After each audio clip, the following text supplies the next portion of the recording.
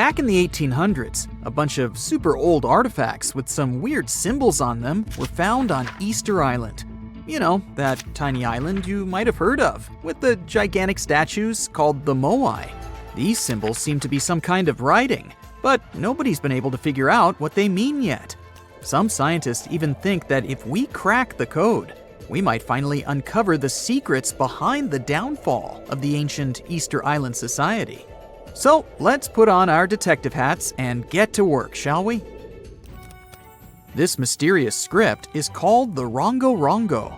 It was discovered by a Frenchman in the 19th century. He stumbled upon 26 wooden tablets covered in weird hieroglyphs during his trip to the island in 1864.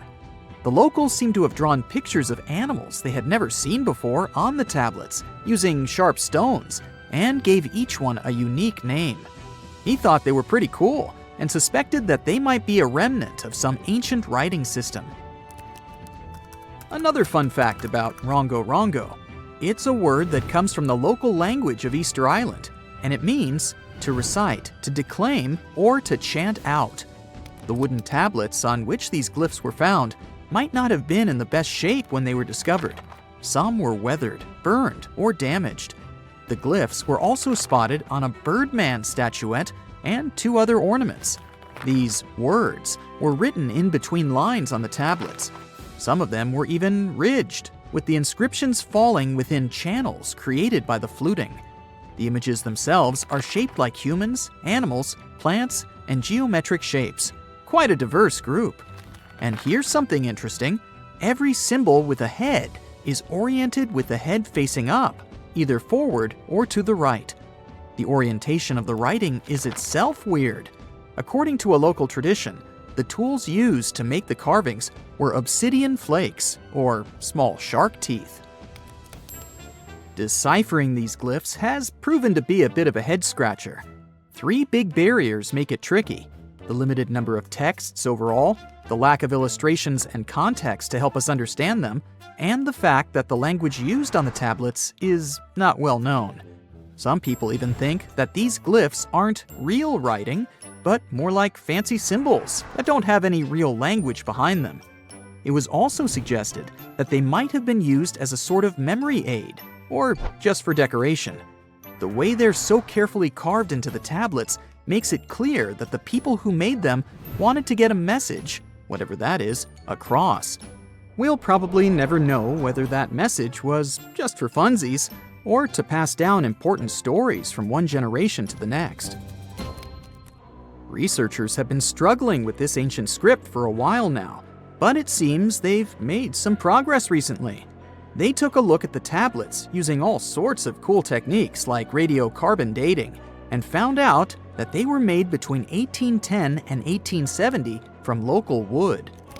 One tablet, in particular, was in pretty rough shape, but the scientists created a 3D model and managed to spot some hidden glyphs that weren't visible before. One researcher said they found some grooves that were probably used for writing, just like drawing lines on a blank piece of paper to make sure your writing is perfectly horizontal.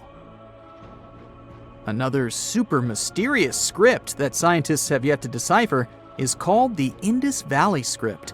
It's made out of a bunch of symbols that were used by the ancient Indus Valley civilization, but specialists are not entirely sure what their purpose was. For starters, the symbols are crazy short, so it's hard to figure out if they represent a full language system. Also, there's no other similar writing to compare it to. Various inscriptions from different periods also show that it hasn't changed much over time. Some folks think it might not even be language related at all, while others think it could be part of the Dravidian family of languages typical of South Asia. Linguists have also been working for centuries trying to figure out the mysterious hieroglyphics left behind by the Maya on monuments, pottery, and bark paper books. As we decode more and more of these ancient symbols, we're gaining a deeper understanding of the Maya civilization's social and historical aspects. For the longest time, many scholars thought that the Maya script wasn't even a language at all. Who can blame them, though? Those glyphs are seriously complex and visually striking. But thanks to the groundbreaking work of a skilled ethnologist in the 1950s, we now know that the script is phonetic. It's a way of spelling words where each letter represents a sound you make when you say it out loud. As more and more linguists started taking an interest in the script in the 70s and 80s, it became clear that it was a fully functioning writing system that could express any spoken sentence with clarity. There's still a lot of decoding left to be done, though, with countless carvings and inscriptions still waiting to be deciphered in jungle ruins and museum closets. There's no telling what other secrets we might uncover about this fascinating civilization. Back in 1908, an Italian archaeologist went on an adventure through the ruins of an ancient palace on the south coast of Crete. Among the dust and ashes in an underground depository, he stumbled upon something pretty cool, a golden-hued disc that was almost intact. This disc has become one of the most famous mysteries in archaeology history. It's called the Phaistos disc. It's a big clay plate that's covered on both sides with a spiral of weird stamped symbols that circle clockwise towards the center. These symbols are pictograms that show all sorts of things, like a person walking, a tattooed head, a helmet, an arrow, manacles, cats, eagles, and more. But here's the kicker. Nobody has been able to translate the symbols. Since then, many scholars have made attempts to decipher the code, but no luck so far. It's thought that the symbols might be part of Linear A, a script unconnected to any known language. But some experts suggest it could be syllabic writing related to various other languages, like Homeric Greek or Indo-European. Thousands of years ago, there was a mysterious European culture called the Vinca culture. These folks were so cool that they even had their own writing system, which is still one of the earliest known in the world. But there's a catch here too. You guessed it, no one has been able to decipher their script yet.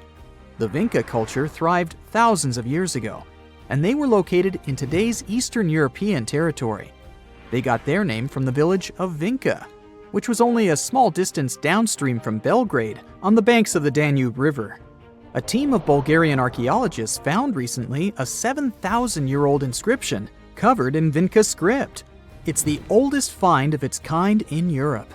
These symbols were carved into a ceramic tile, and researchers believe they carry information about the local calendar and important events. The Vinca culture was seriously advanced. They even knew how to write on wet clay using a sharp object.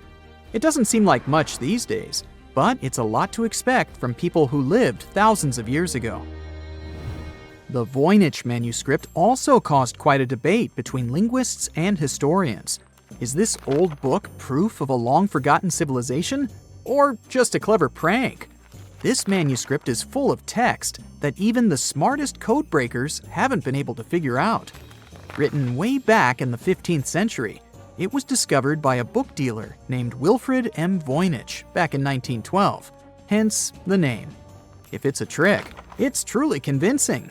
The handwriting is beautiful, and there are even patterns in the text that match up with other languages. Back in December 2012, a lot of people were freaking out over the idea that the world might end in some catastrophic event. And it was all thanks to the famous Maya calendar. This ancient way of tracking time had been the subject of endless speculation. But one of its biggest mysteries was definitely an 819-day count found in some versions of the calendar.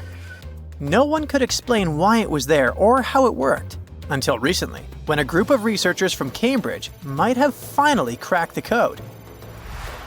First things first, how does the Maya calendar work?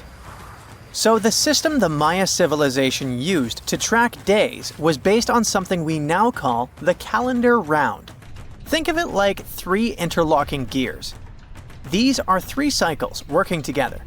The first is a 365-day solar year, known as Hab. The second is a cycle of 20 names. And the third is a cycle of 13 numbers, which forms a 260-day sacred calendar, called Solkeen. Just like we'd say something like December 25th, 2025, they named their days based on how these 3 cycles lined up. For example, Here, we have the day 3 Manic and the 14th of the month Hop. It takes 52 years for the 3 cycles to align in the same way again. After that, the days start repeating. But this is where things start to get more complicated and mysterious. On some Mayan monuments, we have also found enigmatic inscriptions pointing to the existence of another cycle, the 819-day count. There are about 20 examples of these inscriptions, mostly found in places like Palenque and Yaxchilan in Mexico. So it didn't seem random at all, and this calendar must have been hiding a big secret. Early research showed that the 819-day cycle was represented by one of 4 colors and the cardinal directions associated with them. Black was tied to the west, red to the east, white to the north, and yellow to the south. Researchers also discovered that this period of time could be broken down into 3 smaller cycles: one of 9 days, one of 7 days, and one of 13 days. Multiply them together, and you'd get 819 days. Pretty cool, but why did they do that? This color scheme and the 3 cycles seemed like a basic level of interpretation, and experts were pretty sure its real purpose was still hidden from us. Another thing researchers noticed is that this strange count of days was mostly shown using a Y glyph followed by a number. But in some cases, they also added a glyph representing Kawil. This was a powerful Maya deity often associated with creation and lightning. He was usually symbolized by a torch coming out of his forehead, representing the spark of life. But in the 90s, a study suggested that when Kawil's inscription showed smoke and fire coming from his forehead, it could actually represent the planets Jupiter or Saturn, or maybe even both.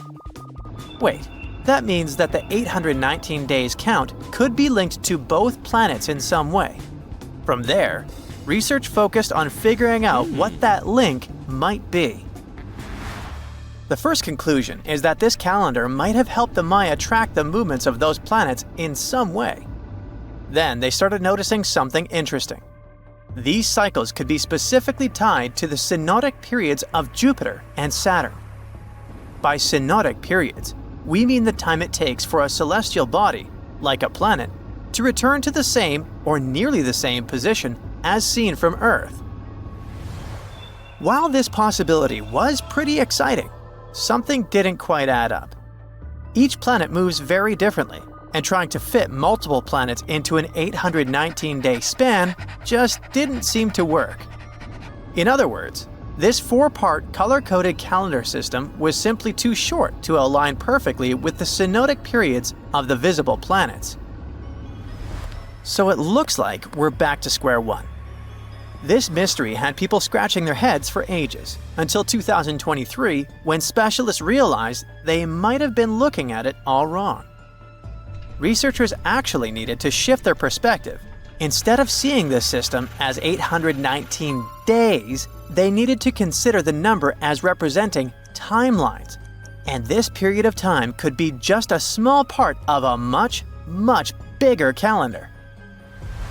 You see, as we said earlier, this cycle seemed to track the period when a planet became visible to people on Earth. To prove that these 819 cycles were timelines, not actual days, researchers needed a planet that could serve as a starting point to back up their theory. In this case, it was Mercury. And there's a pretty simple reason for that. Mercury's synodic period is 117 days, which fits perfectly into the calendar count. I mean, if you take 1819 and divide by 117, you get the number 7. So, Mercury is the only visible planet whose synodic cycle fits neatly into this period as whole numbers. Perfect. Now they had a solid starting point. From there, they needed to expand the calendar by increasing its length to 20 periods of 819 days. Suddenly, a pattern emerges. And just like that, all the synodic cycles of the planets fit perfectly into the system.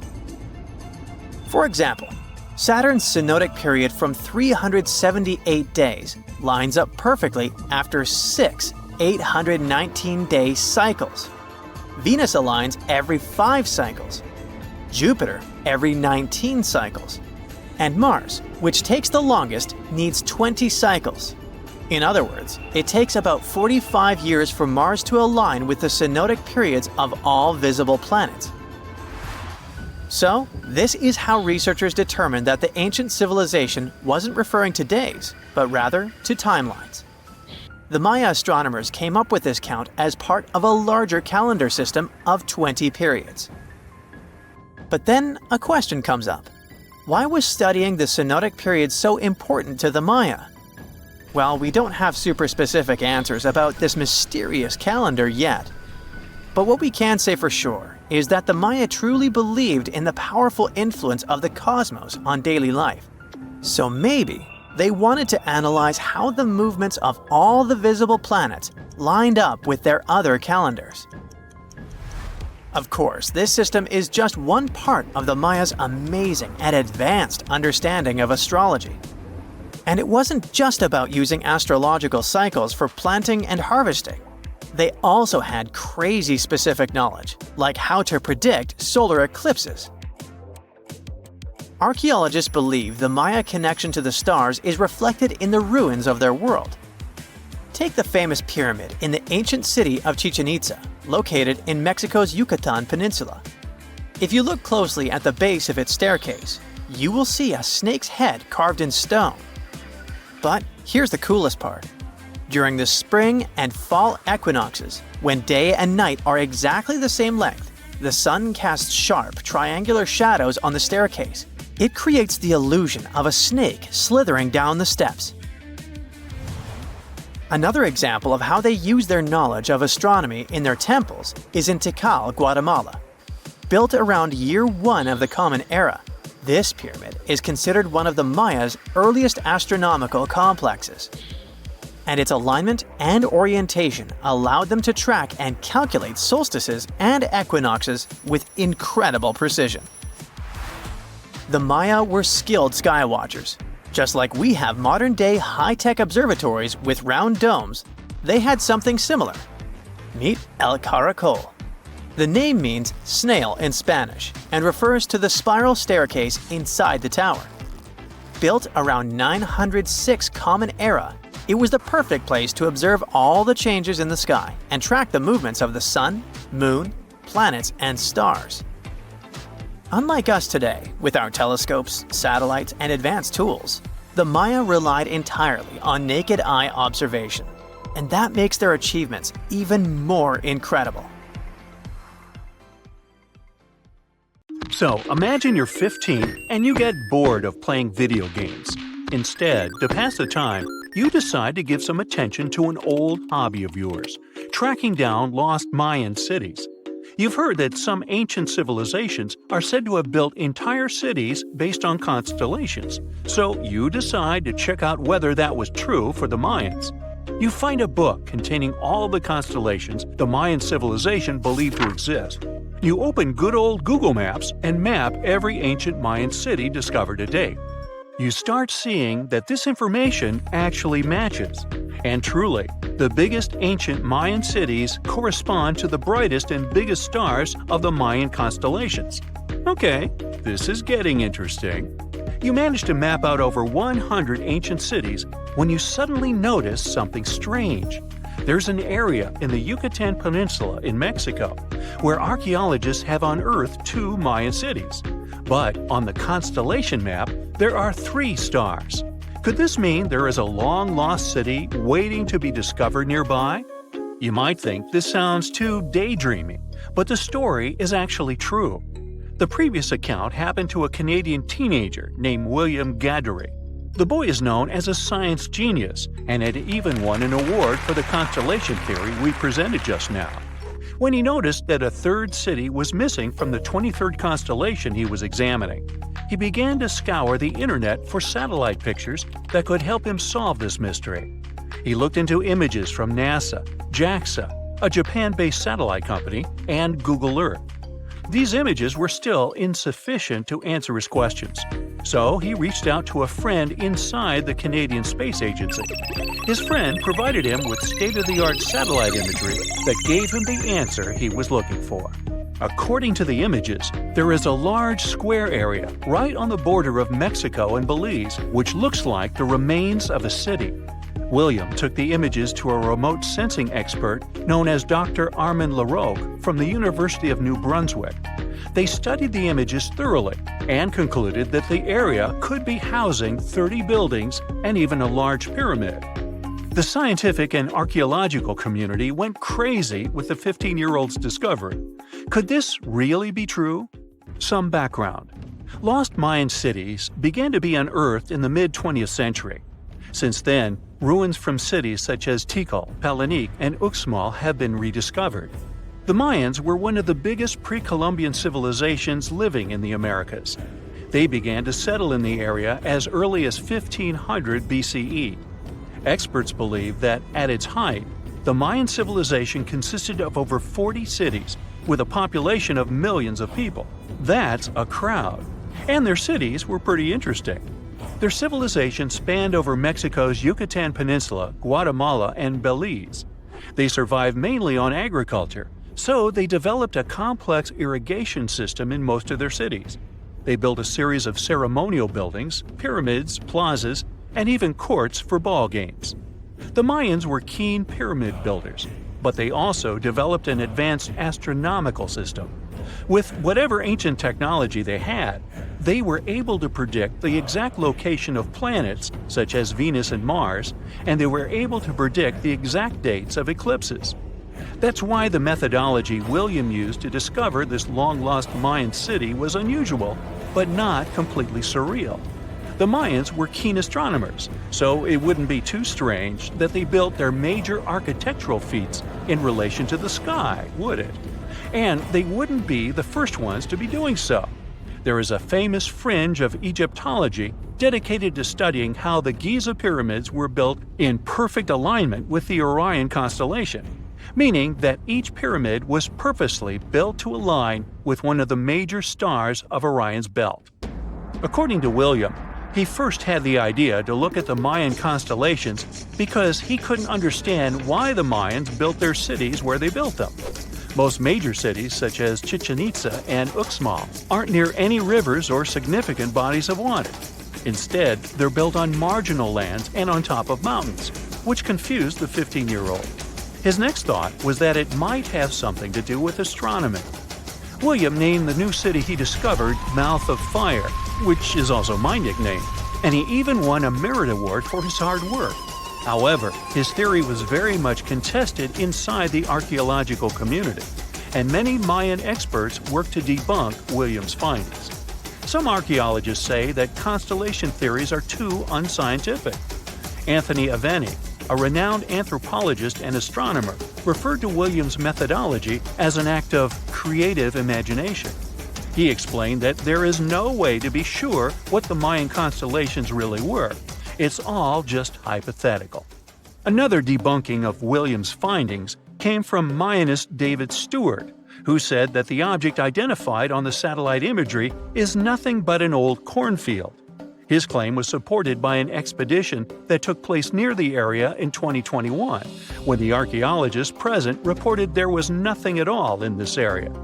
Still, a 15-year-old boy almost found a long-lost Mayan city, which is pretty exciting if you ask me. Similar techniques as those used by William are actually being used to unearth lost civilizations all over the world. According to space archaeologist Sarah Parquet, satellite imagery has been a key player in discovering ancient cities in Egypt and other places. Sarah herself spends most of her days scouring images for any sign of where there could have been cities long ago. What happens, she says, is that any time you have something buried, it's going to be covered either by vegetation, soil or sand, or some other modern construction on top of it.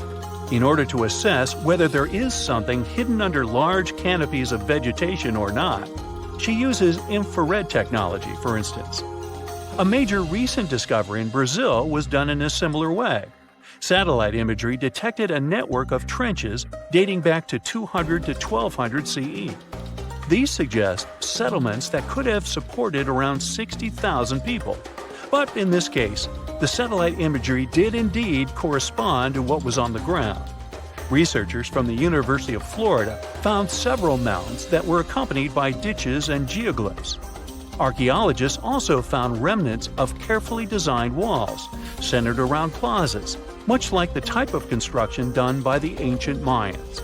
Advances in satellite tech have also shed new light on long-discovered ancient Mayan cities, such as Tikal.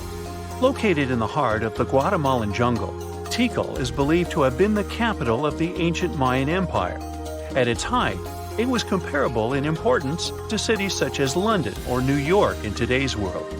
It was composed of a series of complex monuments, many of them believed to have been the resting places of kings and chiefs. Tikal is already known to have been big, but recent discoveries show it could have been even 3 times larger than what scientists originally believed. The main discovery revolves around a fortification on the outskirts of the city, indicating how far the original city stretched. And new discoveries still take place. In 2017, researchers also unearthed new clues regarding the potential causes of the decline of the Mayan civilization. Using data from a Sidon seawall located 62 miles southwest of Tikal, scientists analyzed radiocarbon data from ceramics and archaeological excavations to extract new information about the sudden demise of this great civilization.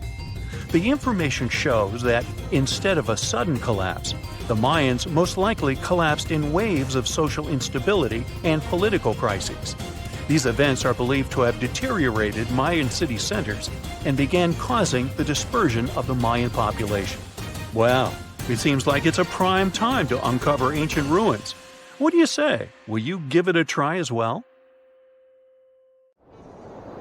In November 1922, a boy walked through the desert mountains of Egypt and discovered some ancient steps carved into the rock. Subsequently, this find became one of the world's largest and most significant archaeological discoveries. This step was part of Tutankhamun's untouched tomb. Archaeologists found about 5,000 ancient objects, including jewelry, fabrics, painted vases, and funeral masks. You've probably seen one of them. It has become one of the most recognizable attributes of ancient Egypt. More than 100 years have passed since then, and now humanity has finally become close to another large-scale discovery, the tomb of Cleopatra. This queen was the last active ruler of the Ptolemaic Kingdom of Egypt, who sat on the throne from 51 to 30 BCE.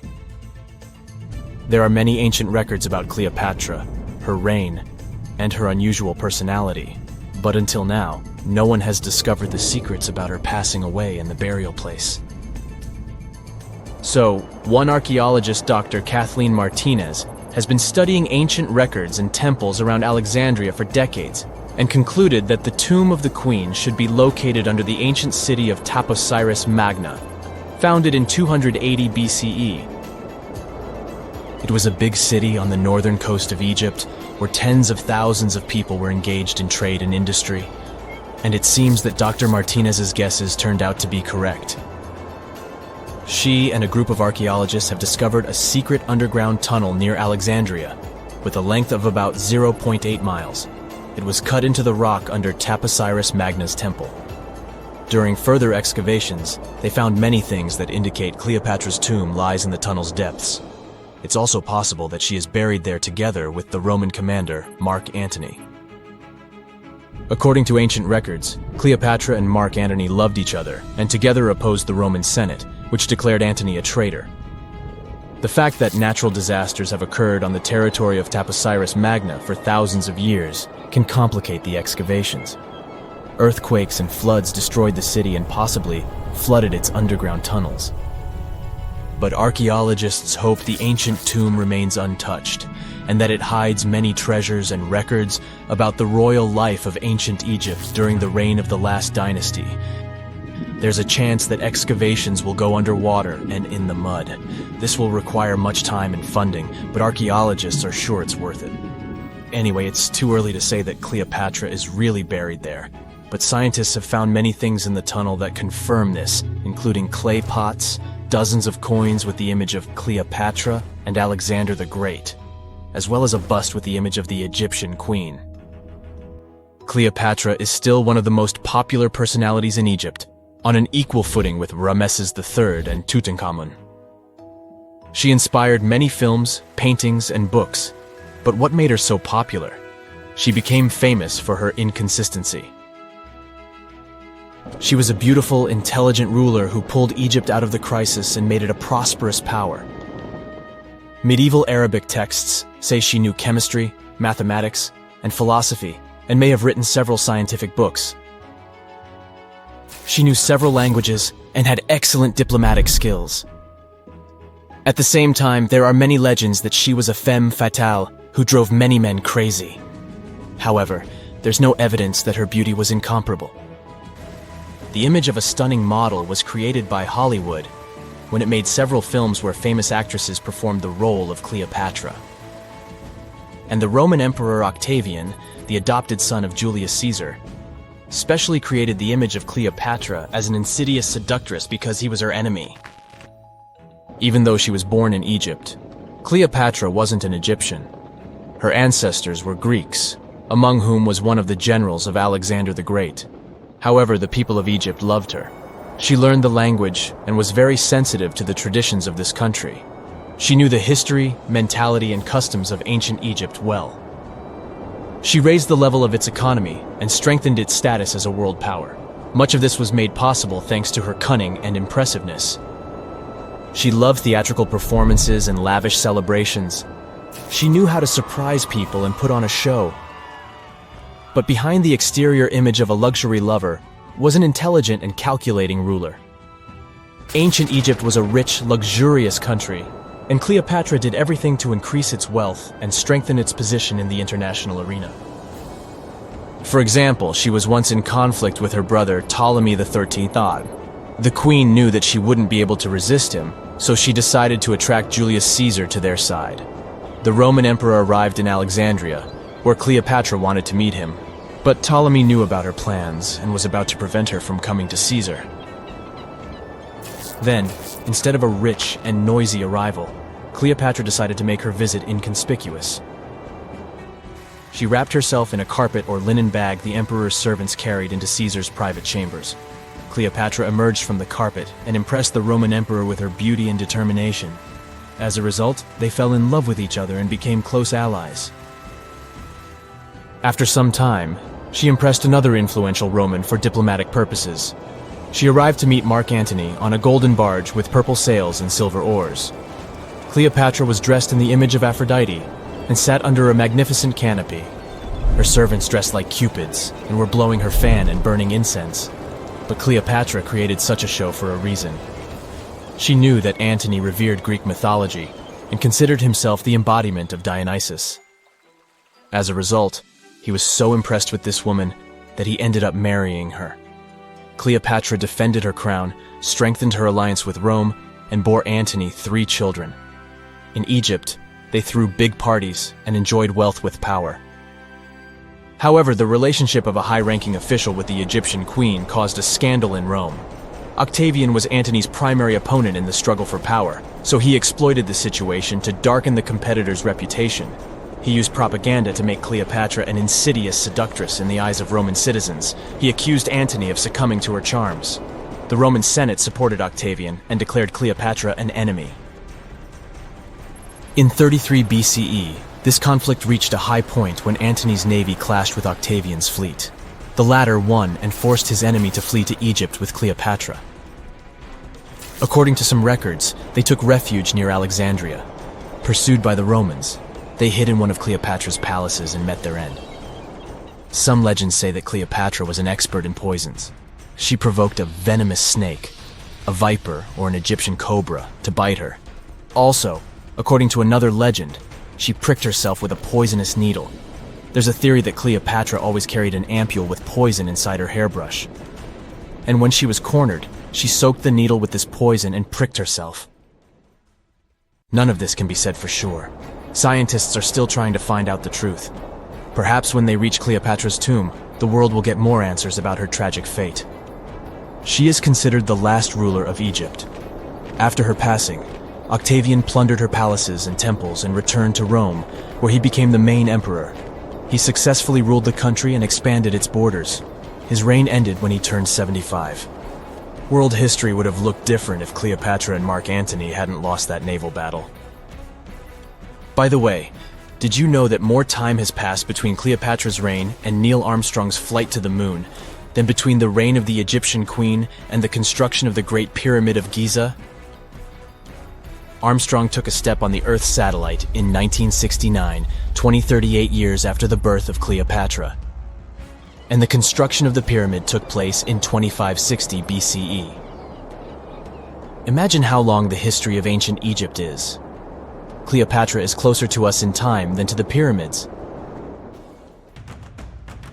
Scientists discovered something Atlantis-like near Australia. There used to be an entire continent that's now underwater. Here's what happened to it. Around 70,000 years ago, during the last ice age, there was a huge landmass called Sahul. It was located in the southwestern Pacific Ocean. This ancient supercontinent connected what we now know as Australia, New Guinea, Tasmania, and the Aru Islands into one giant piece of land. Imagine lush tropical rainforests surrounded by beautiful mountains. Sahul's tallest mountains were in the New Guinea highlands, with peaks reaching over 13,000 feet. This beautiful place was home to a variety of unique animals, most of which were pouched creatures. But back then, they weren't just koalas and kangaroos. Sahul was filled with different types of grazers, burrowers, scavengers, and predators. It was home to a huge diprotodon, a powerful hunter Thiosolio, and a horrifying Megalania, a creature that's much larger than any living lizard today. It was a unique place because the rest of the world was filled with placental animals at the time, like wolves, elephants, and humans. In Sahul, the only normal mammals were bats and rodents. But not all its parts were the same. The Timor, Arafura, and Carpentaria regions were covered by hot savanna and dry forests. It looked kinda like modern Australia, hot air deserts with scrubland, steppe, and temperate forests along the eastern coast. Back then, people were migrating all across the world. They made an incredible journey from Southeast Asia to Sahul and first arrived here from 60 to 45,000 years ago. They mostly traveled by foot and crossed the sea using bamboo rafts and simple boats. They came there from an ancient landmass called Sunda, which includes parts of Southeast Asia. They traveled across a series of islands known as Wallachia and eventually spread across Sahul. And it wasn't a small journey. Sahul was huge, around 4.1 million square miles. That's bigger than the USA or Canada. It stretched from the equator to around the southern part of New Zealand. So they arrived in what is now Australia and became Australia's first people.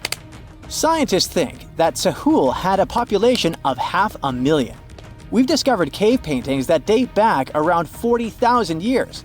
It's a hunting scene depicting an anoa, or miniature buffalo, facing figures of humans and animals. Researchers are trying to figure out how these early settlers moved across Sahul and where we might find archaeological evidence of their journey. To do this, they created a landscape evolution model. The simulation showed how Sahul changed between 75,000 and 35,000 years ago. It showed potential migration routes and archaeological sites. Humans likely traveled along coastlines and rivers.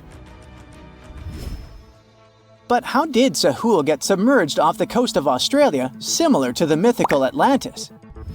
During the last ice age, much of the Earth's water was locked up in large ice sheets and glaciers. The sea levels were much lower than they are today. After that, the global temperatures increased. The ice sheets melted and the sea levels rose, flooding the land bridges that once connected different parts of Sahul together. About 8,000 years ago, New Guinea separated from mainland Australia, and then, about 6,000 years ago, Tasmania did the same. We still can explore the underwater parts of Sahul thanks to new technology. Divers explore and collect samples directly from the ocean floor. Underwater drones can go to places that are too deep or dangerous for humans to explore. And with sonar mapping, scientists use sound waves to create maps of the ocean floor.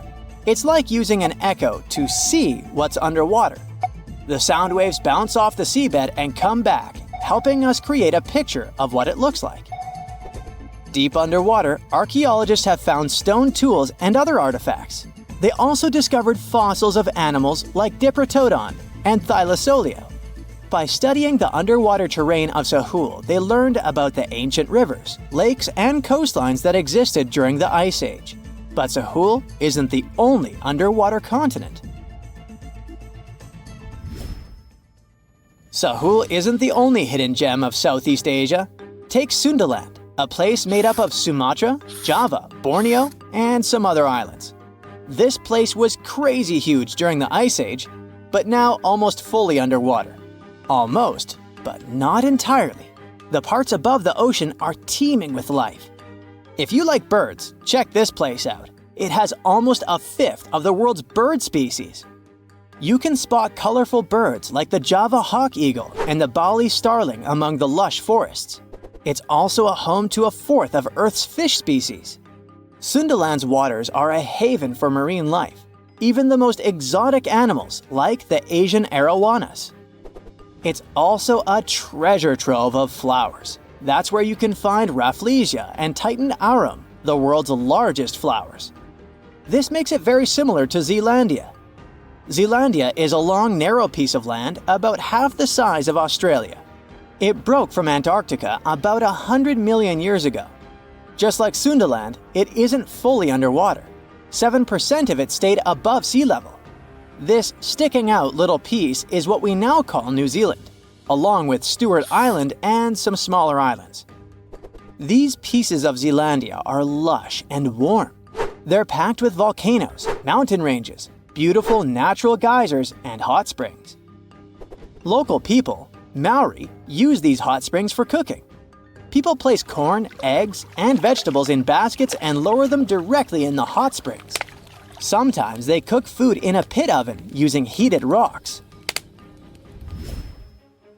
Another hidden world is known as Argoland. This mysterious landmass was once part of Australia, back when dinosaurs chilled around. It drove scientists crazy for decades. They knew it existed because it left a huge stretch on the ancient seafloor, the Argo Abyssal Plain. About 155 million years ago, it broke off from Australia, saying bye-bye. The continent drifted somewhere north, and when it reached Southeast Asia, it just vanished. Scientists had no idea where it went, but recently they finally found its remains. Turns out, poor Argoland's lower parts started drowning into the Sunda Trench, a horrifyingly deep oceanic pit. The Earth's crust sunk into the mantle. Meanwhile, the upper parts of Argoland were pushed upward, grabbing the younger rocks on land. Because of this, Argoland broke apart into a bunch of smaller pieces. These pieces formed parts of Borneo, Java, Sulawesi, and other regions. The remains are buried under Indonesia and Myanmar. Imagine a colossal landmass the size of Greenland, Greater Adria. Its journey began about 240 million years ago when it broke away from the supercontinent Gondwana. It started moving north, and after 100 million years of enjoying the warm seas, it suddenly crashed into Europe and shattered into pieces. Most of these pieces went deep into the Earth's mantle, but some were scraped off and became part of mountain ranges like the Alps. Today, the remnants of Greater Adria are scattered across more than 30 countries, from Spain to Iran. That's why they're hard to look for. Seychelles was also once part of Gondwana. Yep, these idyllic islands are sitting atop of the ancient continent. We know a lot about it because of its fascinating granite outcrops. 100 years ago, Alfred Wegener discovered continental drift, but no one believed him. These granite outcrops helped him prove that he's not crazy and that tectonic plates really are moving.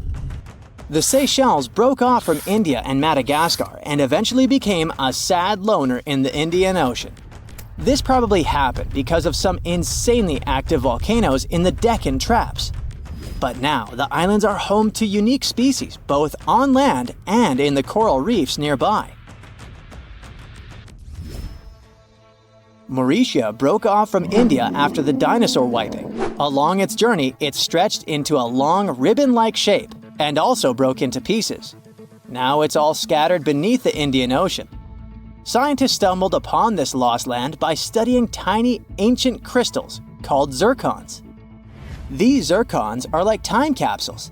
They date back an astonishing 660 million to 2 billion years. That's even older than Mauritius itself. These ancient crystals hinted that there's another Atlantis somewhere nearby. Turns out there are hidden continents all around the world, and maybe we'll discover more of them in the future. So looky here, scientists discovered ancient artifacts near King Tut's tomb. Turns out his VIP final resting place looks more like a public graveyard with about a dozen wooden coffins that's been there for around 3,600 years. Now, okay, I might have exaggerated a tad. The 11 tombs weren't exactly right next to King Tut, but they were close, near the same city of Luxor. New findings in Egyptian tombs can help us piece together what life was like in ancient Egypt. And guess what? Ancient Egyptians seem to have been remarkably like us, modern humans. Say, the women have always loved jewelry, and archaeologists retrieved a beautifully made necklace with 30 amethyst beads and 2 agate beads, plus a hippo head amulet. Bet it was all the rage back then. Researchers also discovered 2 copper mirrors. One had a handle shaped like a lotus, and the other was decorated with Hathor, the ancient Egyptian deity of the sky, women, fertility, and love. These recent excavations near Tutankhamun's burial site led to another jaw-dropping revelation. For the first time in thousands of years, fragments of Queen Hatshepsut's Valley Temple were uncovered. This fearless woman was thought to be the second female pharaoh, who ruled with both courage and wisdom, leaving a legacy as solid as the stones themselves. Her temple, hidden for ages, opens a window into a time filled with power, intrigue, and spiritual devotion. Archaeologists found over 1,000 beautifully decorated stone blocks on the outskirts of Hatshepsut's funerary temple. There were very few women who managed to take the throne in ancient Egypt.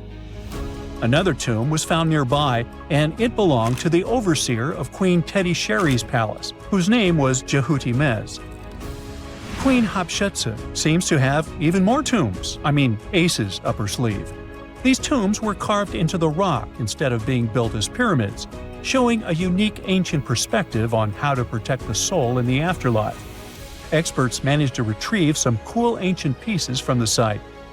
Toys made of clay, mummy masks, winged scarabs, and some amulets.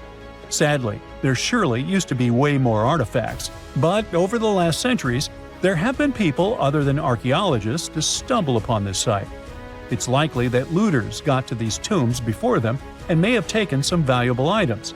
But they did leave behind some cool stuff for the researchers, like pottery used for offerings of bread and meat, along with archers' bows that connect the tomb's owners to the Egyptian military. Meanwhile, soul protection is way more important than you might think, especially if you're roaming around Luxor looking for ancient secrets. You aren't scared of King Tut's curse, are you? Let me tell you what happened to those who weren't scared, but promise me to take it with a dash of salt, okay? For years, Egyptologists, especially those who believed in paranormal activity, were convinced that there was an unsettling curse surrounding Tutankhamun's archaeological discoveries. This belief stemmed from the mysterious and untimely demise of several excavators who discovered the tomb in 1922 with no logical explanation for why they passed away. It was just easier to chalk it up to something supernatural and avoid the whole mess. But it turns out it wasn't a curse at all. It was likely the radiation that caused those excavators to perish. Now, you might wonder where the radiation came from. After all, while radioactivity was discovered in the 19th century, ancient Egyptians, despite their impressive pyramids, didn't have any radium lying around to make Tut's tomb glow like crazy. So, what could be the real story? It might have been toxic waste behind it all. Toxic levels of radiation from uranium and hazardous waste have been lurking inside the tomb since it was sealed over 3,000 years ago. The burial chamber of Tutankhamun's tomb reportedly has such high radiation levels that anyone who steps inside could easily end up with a fatal dose of radiation sickness or an incurable condition. By the way, you can have a somewhat similar level of radioactivity if you don't get rid of those moldy dinner leftovers you left to perish in your fridge a month ago. But this radioactivity isn't exclusive to Tutankhamun's tomb. Ancient Egyptian artifacts discovery is rewarding yet dangerous due to unusually high radiation levels in Old Kingdom tombs all over Egypt. Geiger counters have detected radiation at 2 sites near the Giza pyramids, and radon, a radioactive gas, has been found in several underground tombs in Saqqara. Interestingly, experts believe that the builders of these ancient tombs were aware of the toxins, as some eerie warnings were carved into the walls of many tombs. One inscription ominously declared, "They that break this tomb shall meet their end by a malady that no doctor can diagnose." Other ominous phrases like "forbidden," "due to evil spirits," only added to the fear that supernatural curses haunted these ancient sites. Ominous signs have stunned archaeologists since forever, but the fear grew even stronger a century ago with the mysterious passing of Lord Carnarvon, who funded King Tut's excavation in 1922 and reportedly explored the treasure-filled rooms, along with several others who entered the tomb. Arthur Weigall, another British Egyptologist who was present at the tomb's opening and is credited with starting the curse myth, passed away young when he was just in his 50s in 1934. Chances are the condition that made him pass was connected to radiation. In total, 6 out of the 26 people who were there when the tomb was opened met their end within a decade from various causes. Not only X-ray exposure, those reasons include asphyxia, stroke, heart failure, pneumonia, and even poisoning. Well, isn't this getting a little grim? There was one guy who opened the tomb and somehow managed to avoid the infamous curse, Howard Carter, or so it seemed. Some folks pointed to his survival as proof that the curse wasn't real. After digging up the tomb, Carter published several books on the topic and shifted gears from archaeology to dealing in antiquities for various museums. Despite dodging demise or injury, rumors swirled about how the curse may have impacted him in other ways. One of the big stories linked him to Lord Carnarvon's daughter, Evelyn. Some said he was madly in love with her, but she married someone else, so he chose to stay single. Others claimed they had an affair while she was in Egypt, which ended when her father passed away and she left the country for good. However, there wasn't much evidence to support these stories. Evelyn was just 6 when they met, and they remained friends until his last breath. She was even one of the few attendees at his funeral, but denied any romantic involvement, saying they weren't that close. A year after the revolutionary discovery near King Tut's tomb, Evelyn married politician Sir Brograve Beauchamp and had a daughter. That same year, Beauchamp toured the tomb with his parents, guided by Carter himself. Carter never married and, aside from those posthumous rumors about Evelyn, had no other romantic connections. While the curse adds an intriguing twist to his life story, his tendency to keep relationships at arm's length was evident long before the tomb was opened. It seemed Carter just wasn't a people person. In 1939, after battling a serious illness, he ultimately succumbed to fate. He was 64, which was a pretty common life expectancy in the UK back then, so no one really thought it was off and linked it to an ancient curse. When he passed, it turned out he had several artifacts from Tutankhamun's tomb in his London apartment, which were eventually sent back to Egypt, marking what some viewed as the curse's end. Who knows? Maybe if he hadn't had all those ancient souvenirs at his place, he would have lived way longer. But all the other demises might seem off. The curse theory was likely fueled by some strange events during the excavation. Carnarvon got a mosquito bite that became severely infected, and around the time they opened the tomb, Cairo experienced a bizarre power outage and a freak sandstorm. Back in England, The Earl's dog, Susie, managed to escape from Carnarvon's house and began barking frantically at seemingly nothing. At least that's what the staff and family saw. Strangely enough, at the very moment her owner's heart stopped, Susie started howling and fell down without showing any signs of life. Maybe radiation didn't play a crucial role after all, and those were indeed ancient artifacts from King Tut's tomb that made them all perish. Spooky, huh? Now, history isn't just carved in stone, but these drawings on 11,000-year-old rocks might be warning us about a freaky future. Both the Mayans and the people at Göbekli Tepe made big predictions about humanity's future. What's eerie is that despite being hundreds of miles and years apart, they used similar symbols. Now, let's get one thing straight. Ancient civilizations often depicted their deities as humanoids. You'll find humanoid representations of celestial beings in ancient Egypt, but also in pre-Columbian societies from the Americas. For example, Aztecs had an important deity they called Quetzalcoatl. He was related to the wind, Venus, and the sun. In some ancient Aztec art, he's depicted carrying a tiny handbag. The shocker is that a very similar winged figure was represented by the Assyrians. Now, it's already odd that they chose similar forms to represent their gods, even though these civilizations didn't have any contact with each other. But to draw an almost identical handbag, that seems like a bit of a stretch. Of course, now, when we say handbags, we mean carvings depicting things that look like modern handbags.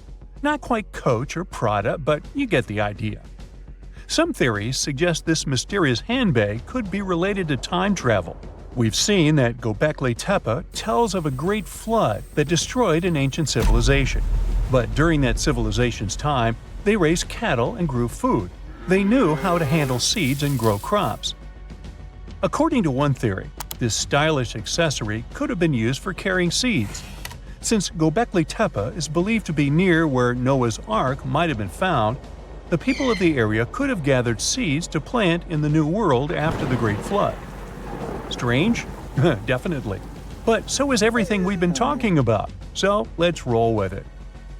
Another theory on the meaning of the handbag has a much more straightforward approach. In multiple ancient cultures, the circle was used to represent spirituality and non-materiality, but the square was often associated with concepts of the earth and materiality. So, what we modern humans understand as a handbag might be an image that symbolizes the reunification of the earth and sky, of the material and non-material elements of existence. Not a bad theory, I would say. But then, who am I? Some researchers, like Graham Hancock, are not convinced with these previous explanations. For him, Göbekli Tepe is all about little gray people and their contacts with ancient earthling civilizations. You see, right in the middle of this ancient site, there's a special pillar called Pillar 43, or Enclosure D. At first glance, it looks like an astronomical calendar. You see the scorpion? That's the Scorpion constellation. And that ball in the center? It's all about the sun's alignment. We know ancient societies like the Maya or Incas were stellar astronomers. So what's the big deal here?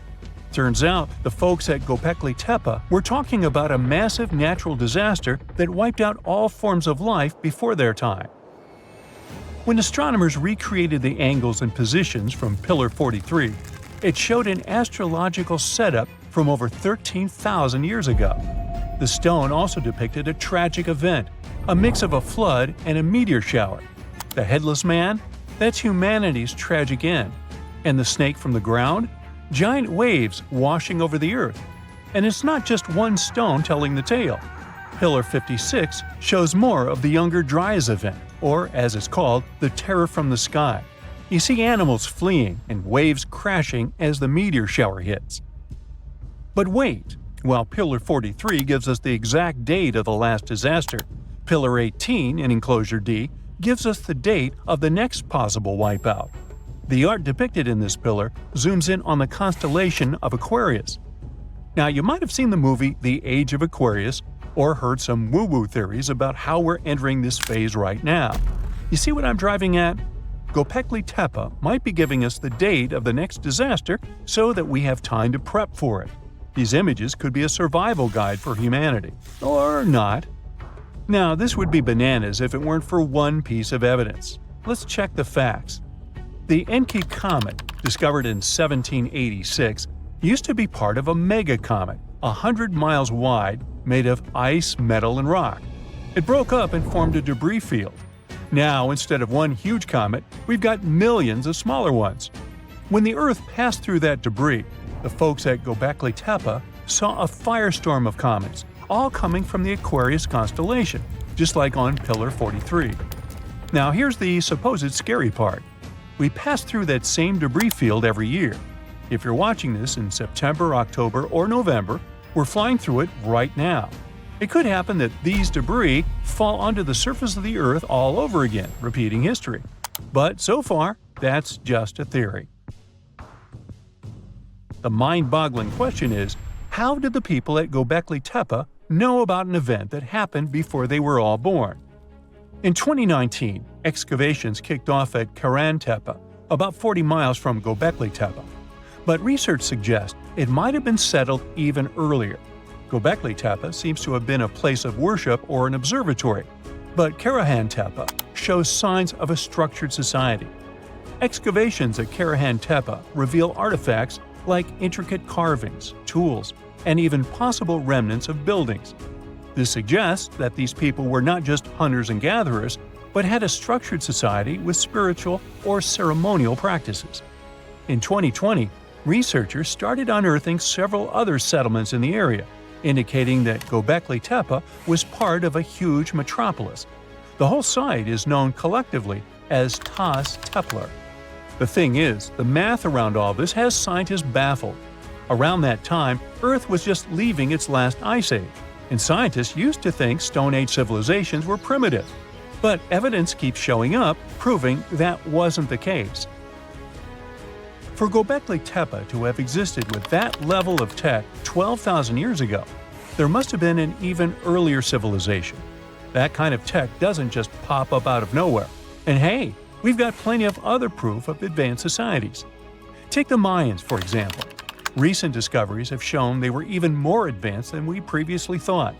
They built massive cities with roads up to 130 feet wide, painted white to guide travelers at night, a feat you'd expect in places like Portugal or England.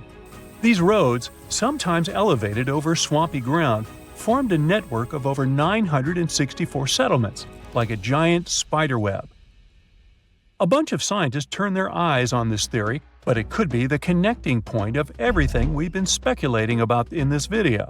After all, the people from the sky could have come down and told the people from Göbekli Tepe about the destruction of a more ancient civilization than theirs. Or not.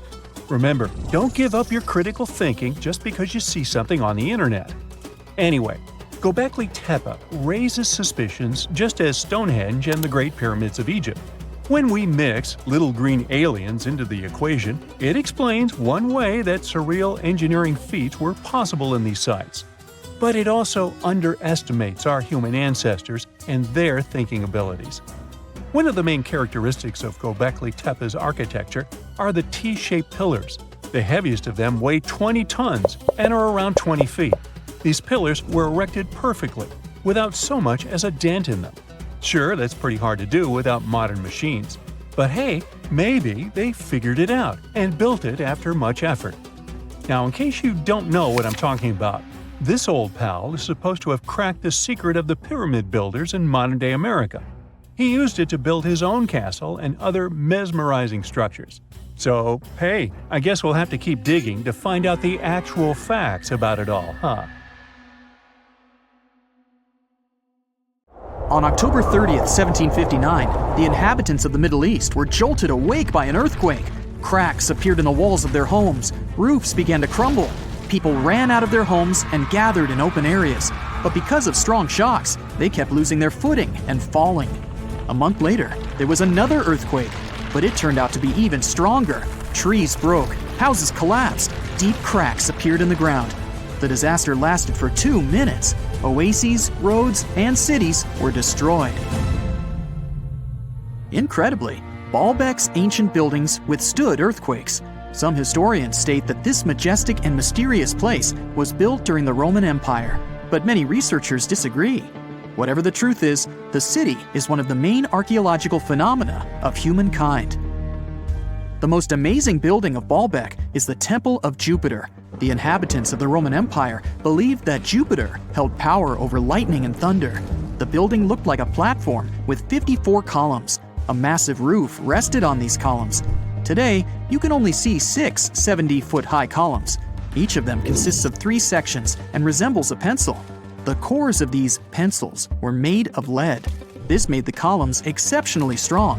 Each of these pieces of stone weighed an incredible 80 tons. That's the weight of 35 Ford Explorer SUVs. Look, this is the largest block in the Great Pyramid of Giza. But compared to the blocks from Baalbek, it doesn't even look that impressive. The foundation under the Temple of Jupiter was preserved. That's how specialists figured out it consisted of about 25 monolithic stones, weighing 450 tons each. It means that the blocks from Baalbek weigh almost 4 times more than the blocks from Egypt. There are 3 more enormous limestone blocks in the foundation. They weigh 800 tons each. This is more than twice the weight of a Boeing 747 plane. Ancient builders must have had a hard time carving such giants from a piece of stone. And after that, they also had to pull them to the construction site and lift them to a significant height. Repeating these logistics would probably turn out to be a nightmare for present-day builders. To do this amount of work, they would need modern equipment. But Baalbek's constructors didn't have trucks, cranes with circular saws, or electricity.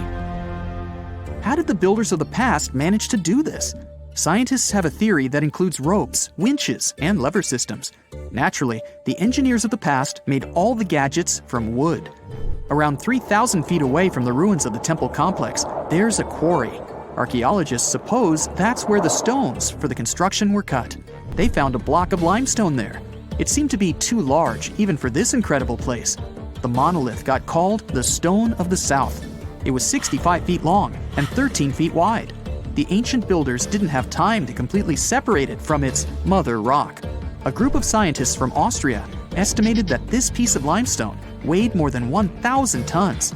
That's like 3 Boeing aircraft or 160 African elephants. There was another surprise awaiting the archaeologists near the Stone of the South. It was the second monolith that weighed more than 1,200 tons. But the ancient builders didn't stop at that. They continued to work. In 2014, in the same quarry, German archaeologists unearthed a block that weighed 1,650 tons. No one has figured out yet why people of the past needed a piece of stone that weighed as much as 125 school buses. It's also unclear how they were going to move this giant and why they didn't finish the job. In any case, this third monolith is the largest processed piece of stone in human history. There are more questions than answers. Some researchers believe that people of the past had high-tech equipment. Others don't think so, but are eager to understand how the builders managed to move those stones. There's a huge number of ancient buildings and artifacts on the planet. Lots of them make researchers scratch their heads. Near the Pyramid of Djoser in Egypt, archaeologists have found a network of tunnels. This place is called Serapeum. It contains 24 sarcophagi weighing from 70 to 100 tons.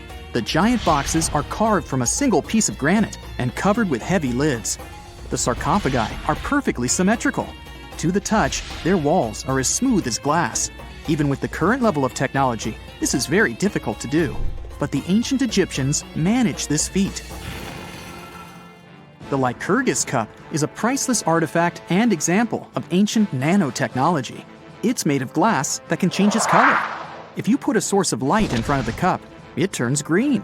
If the light is behind the goblet, it becomes deep red. In this case, the figure of Greek king Lycurgus turns pale purple. Scientists understood how this color change worked only at the end of the 20th century. Through microscopes, they saw nanoparticles of silver, gold, and copper. They had been added to the glass matrix. Thanks to this, you can observe a color change called dichroism. Interestingly, the gold and silver were grounded into a fine dust. It's almost impossible to do this by accident. Most likely, the ancient experts knew for sure what they were doing. Bolivia has a curious place called Puma Punku. It looks as if an ancient giant played there with an enormous construction set. And after the game, they forgot to put the pieces back into the box. But there are no giants, and the huge stone blocks were carved by ancient builders over 1,500 years ago. Some of the rocks weigh 100 tons. The blocks were brought to an altitude of almost 13,000 feet above sea level from the quarry 60 miles away from the construction site. There's no forest in that area. This means the builders couldn't use trees to make wooden rollers. The monument belongs to the Inca civilization. Scientists are sure they didn't know anything about wheels. In 1992, the inhabitants of a Chinese village decided to drain a pond. Their ancestors had been using it to wash clothes and catch fish for hundreds of years. They kept pumping the water out for 17 days. At the bottom of the reservoir, they made an unexpected discovery. The villagers saw an entrance to a cave going down to a depth of 100 feet. The incredible find was named the Longyu Caves. Unknown builders carved out 320,000 square feet of galleries. There are separate rooms, bridges, pools, and columns that support the ceiling. The walls of the cave are covered with strange carved lines and patterns. Scientists haven't found any information about who built the caves and why they did it. The construction technology also remains a mystery. Antonio Stradivari lived in Italy in the 18th century. He created musical instruments. More than 600 of his works have survived to this day. 500 of them are violins. One of the instruments was sold at auction for $16 million. The violins made by this master sound clear and deep. Researchers can't understand why Stradivarius instruments produce such unique sounds. Perhaps it's all about the varnish the master used to cover the violins. The answer may also lie in the wood the instruments are made of. In those days, Europe had a cold climate. Because of this, the wood became denser, and the instruments made of it sounded especially pleasing to the ear. In the Indian city of Delhi, there's a 23-foot high pole. It weighs 6.5 tons and is made of 98% wrought iron. The 1,600-year-old pillar has no signs of rust or decay. Scientists believe that the monument is so well preserved thanks to the dry weather and the chemical composition of the metal. It might be resistant to corrosion. And still, researchers don't know how the blacksmiths managed to make an iron pillar that's not afraid of rust. It seems like a tough feat, even for modern metallurgists. The Al-Nasla rock is divided into two parts by a perfectly straight slit. Each boulder stands on a small pedestal. Some people believe this is the evidence of ancient laser technology. But geologists think the split happened due to the ground shifting or natural vibrations that occurred under the rock. This process led to the appearance of the crack. It had been deepening for thousands of years, and gradually, the natural monument took the form you can see today. Imagine you were chosen to answer one of history's most important questions. What was the first civilization on Earth? The job description is simple, yet the task is extremely challenging. You need to unearth the proof of the world's first official civilization. Was it the Sumerians in Old Mesopotamia? Or was it the ancient Egyptians spread out along the Nile River?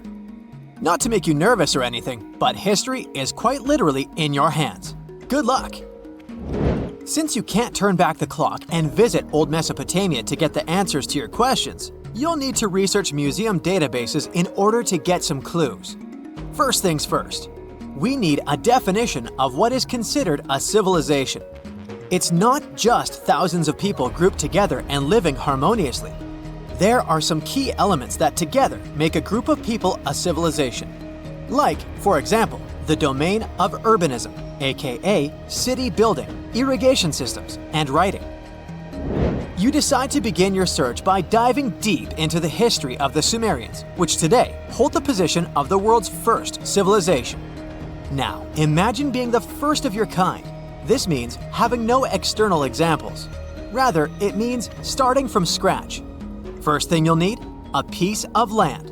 And since there were no active water companies in the world at that time, you'll need a piece of land with easy access to water.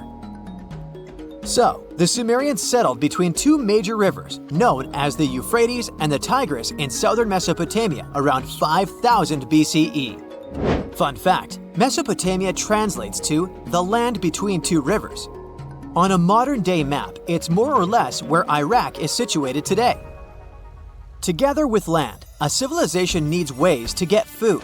The Sumer civilization had to face a dry and hot climate. But they managed to make agriculture thrive in the region. By diverting river waters and creating reservoirs and dams, the Sumerians allowed for a series of settlements to emerge across Mesopotamian plains. The famous city of Babylon was one of them. You know, the city that supposedly had those hanging gardens? I say supposedly because no definitive proof of the real existence of this monument has ever been found. However, it was considered one of the 7 wonders of the ancient world, and cited as a remarkable feat of engineering in an ancient book published around 290 BCE. Although no record was found of the Gardens of Babylon, the Sumerians were recognized as extremely skilled builders. Their cities were filled with mud brick constructions, and the most impressive ones were known as ziggurats, stepped pyramids that were built for spiritual purposes.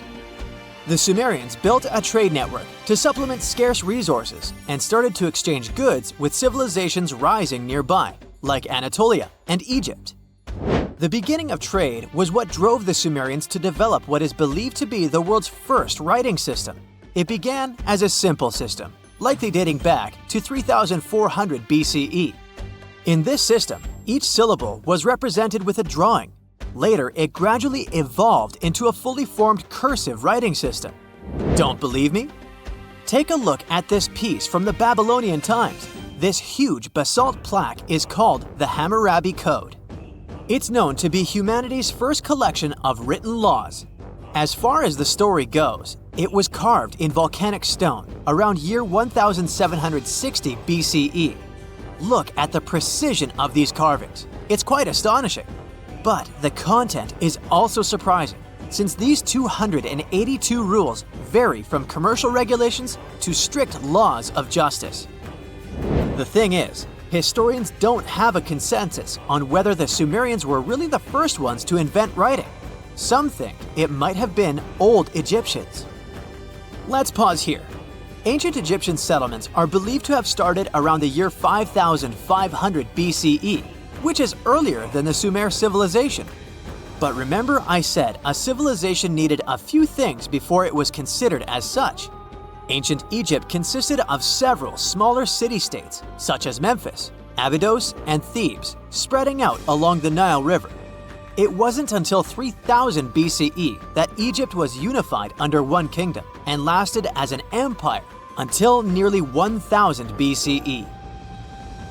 Although there is no consensus on this, some Egypt experts believed that it could have been Sumerian immigrants that founded early Egyptian settlements. The proof could be the presence of cylinder seals made of hard stone, something that was widely used in Sumer. These seals were used to guarantee authenticity in legal transactions, but it's hard to say whether this method was introduced by Sumerian immigrants or simply by trade. Since the time period is not one of the criteria we can use to determine who came first, we'll have to turn to something else. But what? Like the Sumerians, the Egyptians were also highly skilled builders. Duh, they built the famous Giza pyramids and many others all over their territory. In order to enhance their building techniques, they delved into developing a more profound understanding of mathematics.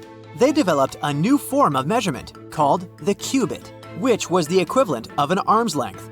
The Great Pyramid, for instance, is 440 cubits per 440 cubits. They were also innovative astronomers, combining their mathematical skills with attentive astronomical observation. They were the first civilization to use a 24-hour division of the day. And they even created a solar calendar, which was the first dating system in history to feature 365 days in one year. Okay, it's undeniable how impressive they were. But some experts say that the dispute has to be settled through the comparison of their writing systems. Hieroglyphic writing, the first Egyptian style of writing, is said to date back to 3000 BCE. It was a composition of over 700 symbols, which were carved in stone. For a long time, researchers believed that the Sumerian writing had come before Egyptian. But in a recent discovery made by Yale researchers claims otherwise. Archaeologists have discovered a panel of 4 signs that are believed to have been written around 3250 BCE. Oh, and they've also found another rock drawing depicting a pregnant elephant that can date back to 4000 BCE. Now, there's also a third possibility that fewer people seem to mention: the Indus Valley Civilization, also known as Ancient India, located around the area of modern-day Pakistan and India.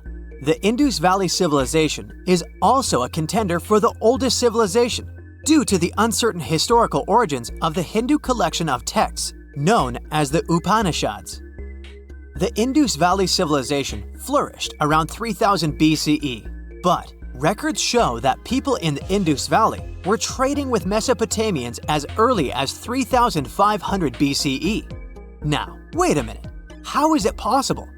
No, they weren't time travelers. This isn't a sci-fi movie. There already were agricultural settlements in the area that were slowly growing into bigger cities, such as Harappa and Mohenjo-Daro. Ancient Indian cities were sophisticated, filled with baked brick homes built in a grid system.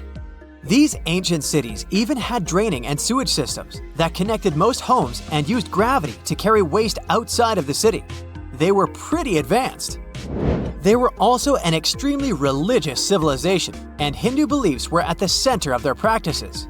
Despite that, their cities weren't filled with spiritual buildings. Actually, Mohenjo-Daro's most important building was a public bath. Interesting, huh? Now, why can't we know if they were the oldest civilization on Earth? Even if some historians suspect that the origins of the Indus Valley people can be traced back to 5000 BCE, there is no concrete evidence of this, only speculation. The best proof we have is the Upanishads. The Upanishads are texts filled with philosophy, mantras, and ceremonies. The thing is, part of Hindu practices included memorizing and passing down the wisdom of the Upanishads in oral form. So it took a while before it appeared as a written script. Well, I'd say historians aren't really sure what was the world's first civilization. We can only guess at this point, but who knows what new discoveries might reveal.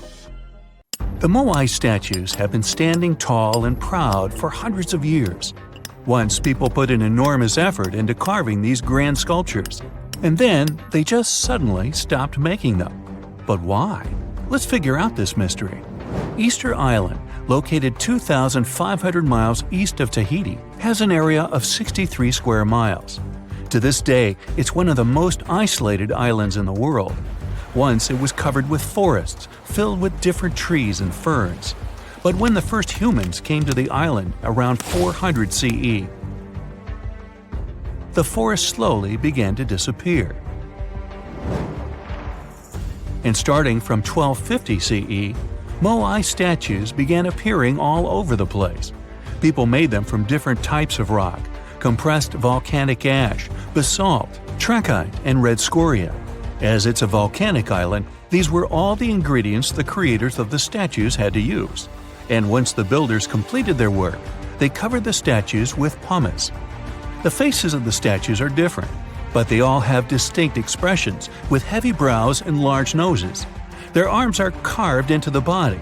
Some have hats on top of their heads. There are nearly 900 statues all over the island. They differ in size. The average height is 13 feet tall, and the largest ones reach 33 feet in height and weigh up to 82 tons. Because the statues have so many different faces, there are theories that they represent and honor ancestors, chiefs, and other important people who lived on the island. But without any clear evidence, it's almost impossible to figure out the true purpose of the Moai. Once they stood beautifully along the coast, watching over people in settlements, and their backs faced toward the spirit world of the sea. When Europeans first discovered the Moai statues in the 1700s, many of them had already toppled over, and the construction of statues had stopped way earlier than that. Huge amounts of effort were put into making these things. Expert craftspeople spent a great deal of time slowly carving the statues with basic picks. A team of up to 6 people would work hard for an entire year to make just one statue. Then they often had to transport it to its special place on the island, as far as 11 miles. With the help of carbon dating, experts have managed to figure out that the statues started to appear in 1250 CE.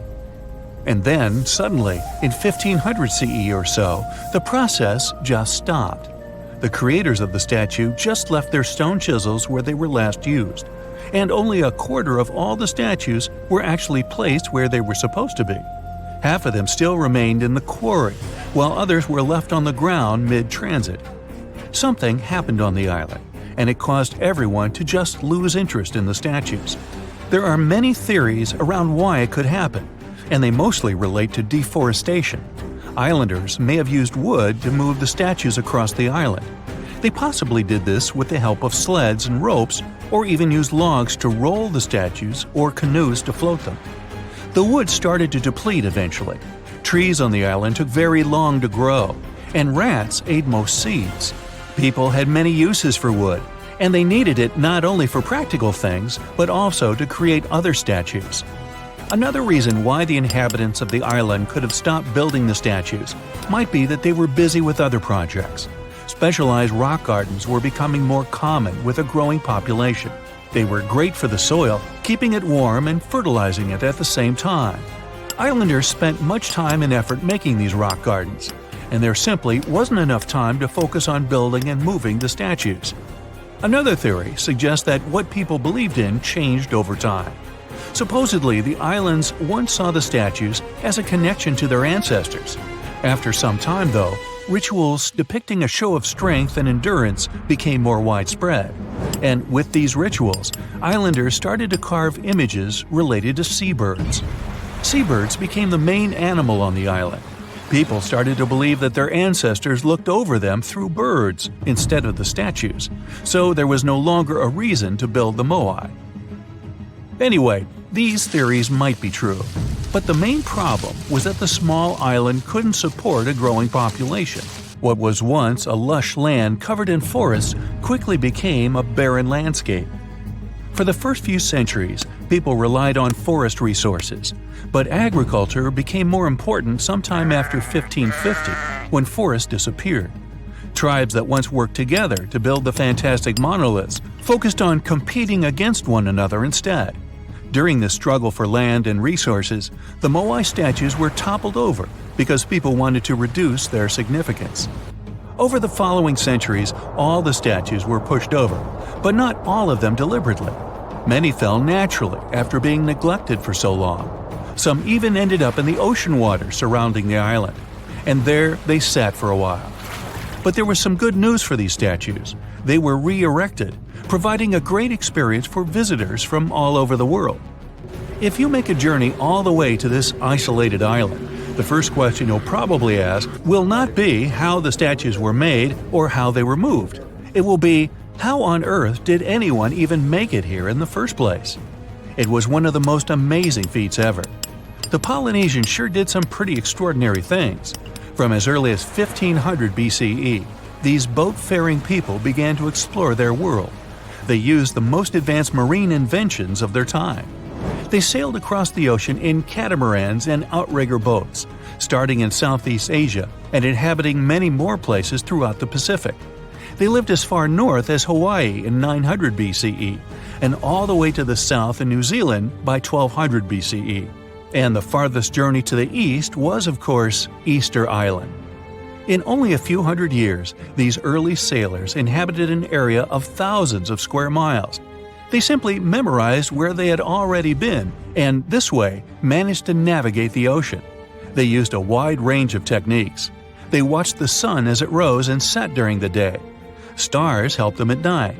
If it was overcast and sailors couldn't figure out direction visually, they used other brilliant methods. They watched the movements of ocean currents and wave patterns and paid attention to bioluminescence in the water. These patterns helped them find where specific islands were located. These seafarers even understood how islands and atolls in the distance caused air and sea interference patterns. Birds provided them with certain signs too. Some of them migrated long distances from one island to another, which gave travelers some kind of a visual connection for their route. Other types of birds had specific feeding times. Sailors knew when and where they hunted and directed their boats depending on where these birds fed. Vikings certainly get way too much credit for their seafaring abilities. Where they used a sun compass, the early Polynesians relied purely on the knowledge of how nature itself could guide them.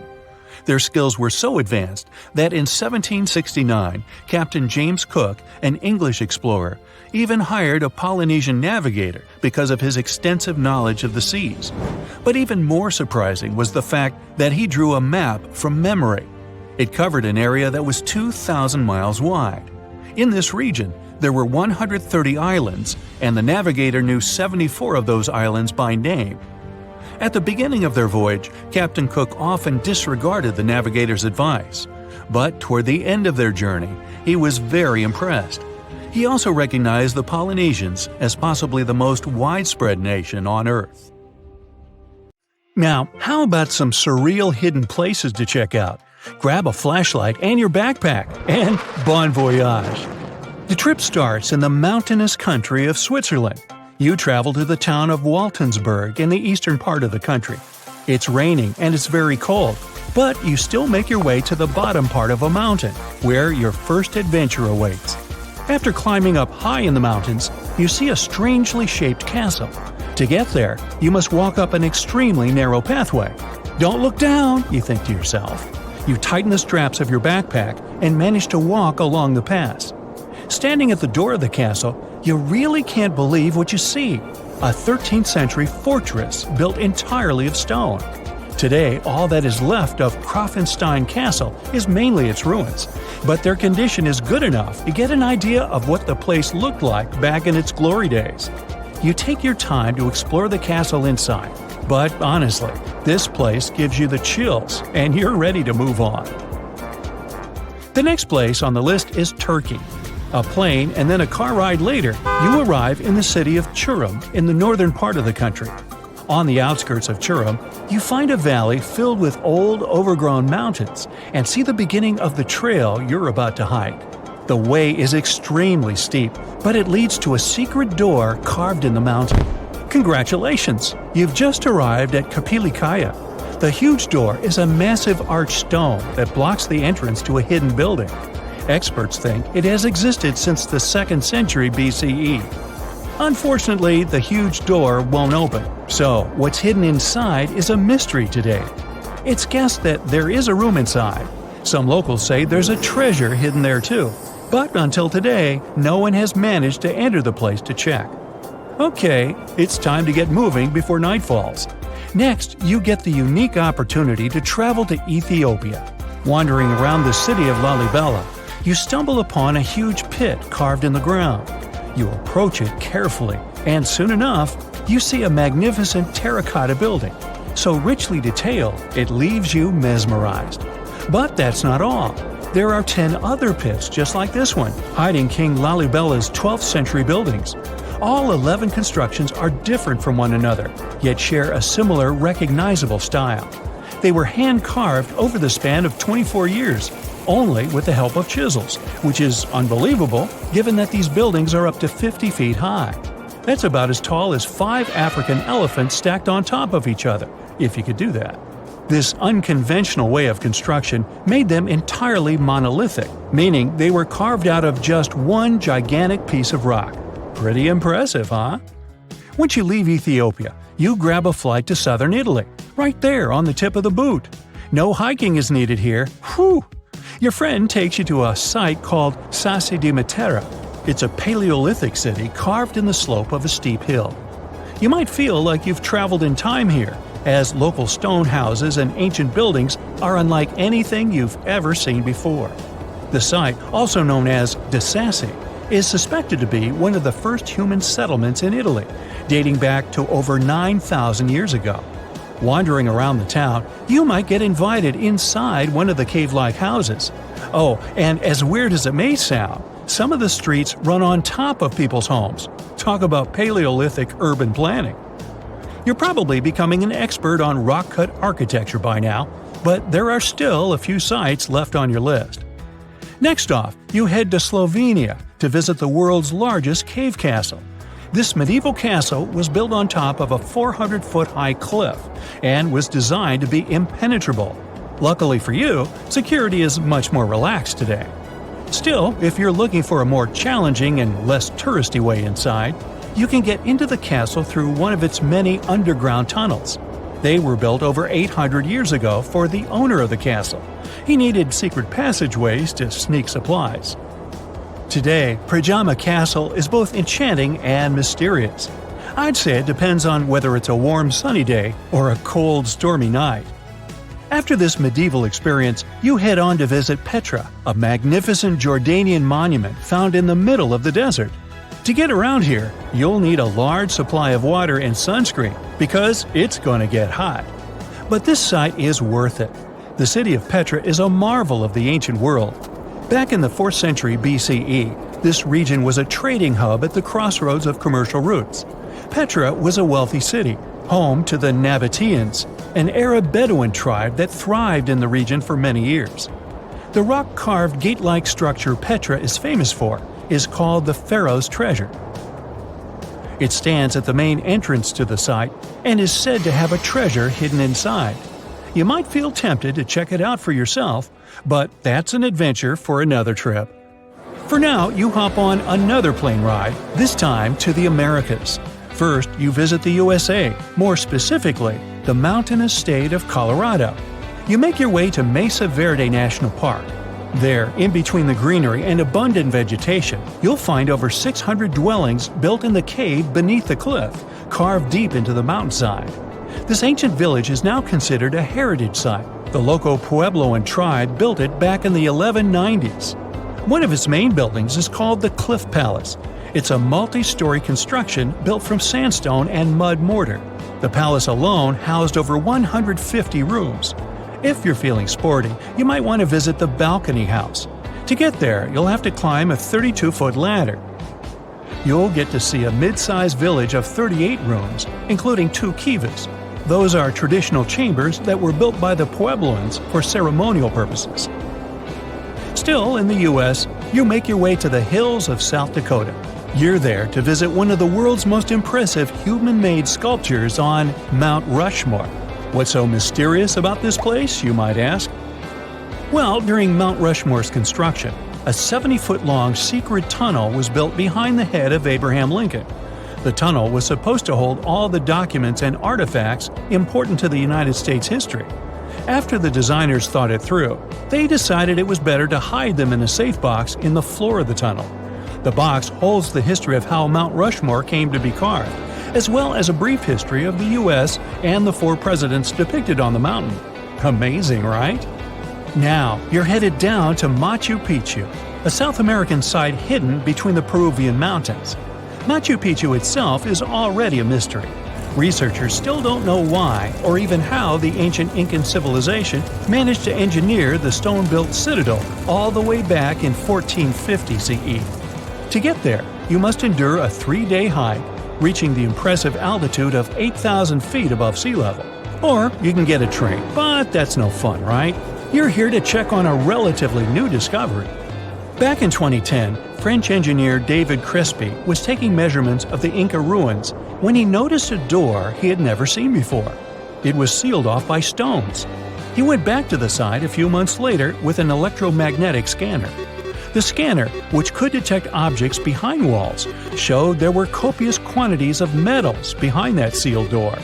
The researcher contacted the Peruvian authorities requesting to remove the rocks, but they didn't authorize it.